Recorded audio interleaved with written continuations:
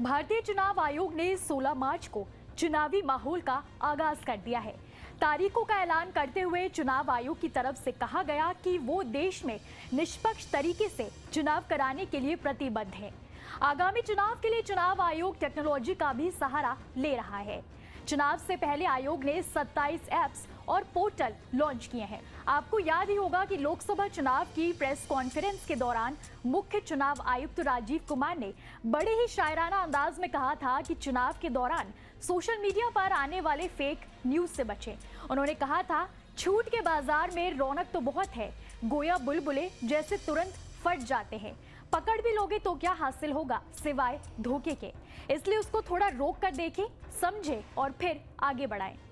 उनकी इस शायरी का मतलब यही था कि इस बार के चुनावों में फेक न्यूज पर पैनी नजर होगी। टेक्नोलॉजी का इस्तेमाल जमकर होने वाला है। चुनाव आयोग इस बार टेक्नोलॉजी की भी मदद ले रहा है। आयोग के मुताबिक लोगों के लिए चुनाव की प्रक्रिया को सरल बनाने के लिए 27 ऐप्स और पोर्टल्स को पेश किया जा रहा है। चुनाव आयोग ने एक वोटर्स हेल्पलाइन यानी VHA ऐप लॉन्च किया। इसकी मदद से मतदान केंद्र की डिटेल्स को एक्सेस किया जा सकता है और साथ ही ऑनलाइन फॉर्म के लिए भी आवेदन किया जा सकेगा।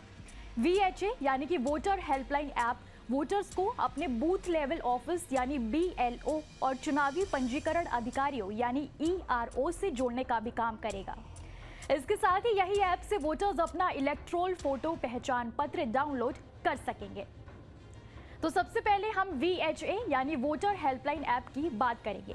इसे वोटर की सुविधा के लिए लॉन्च किया गया है। ये ऐप एक वन स्टॉप डेस्टिनेशन है जिसमें आपको चुनाव से जुड़ी सभी जरूरी जानकारी मिल जाती है।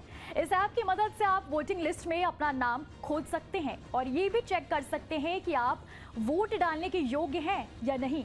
इसके साथ ही ऐप की मदद से वोटर्स चुनाव सूची में अपना वोट रजिस्टर कर सकते हैं और जरूरी रजिस्ट्रेशन डिटेल्स में सुधार कर सकते हैं। अगर आपको इलेक्टोरल रोल या फिर digital photo voter slip download करना है तो भी ये ऐप बेहद मददगार है।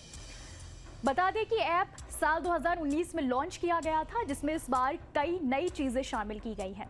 भारतीय चुनाव आयोग ने चुनाव से पहले C-Vigil नाम का भी एक एप्लीकेशन लॉन्च किया है। ये ऐप बेहद काम का साबित होने वाला है।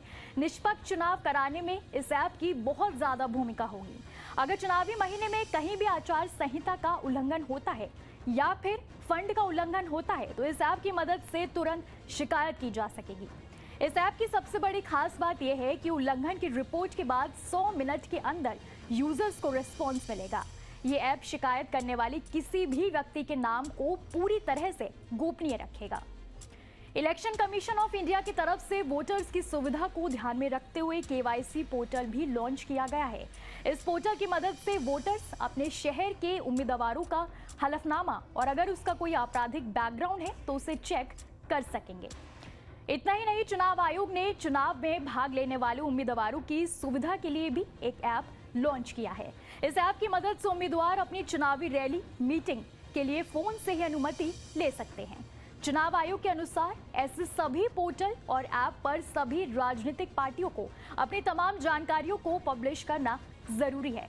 इस पोर्टल का मकसद वोटर्स के लिए सभी जानकारियों को पारदर्शी बनाना है। इसके अलावा समिति ने आम चुनाव में भाग लेने वाले उम्मीदवारों के लिए एक सुविधा पोर्टल भी लॉन्च किया है। लोकसभा चुनाव के दौरान मतदाताओं की समस्याओं के समाधान के लिए राज्य निर्वाचन अधिकारी कार्यालय में toll free voter helpline number 1950 की सुविधा उपलब्ध कराई गई है। इस नंबर पर मतदाता शिकायत भी कर सकते हैं। ऐसी तमाम खबरों के लिए देखते रहिए न्यूज़ नेशन डिजिटल।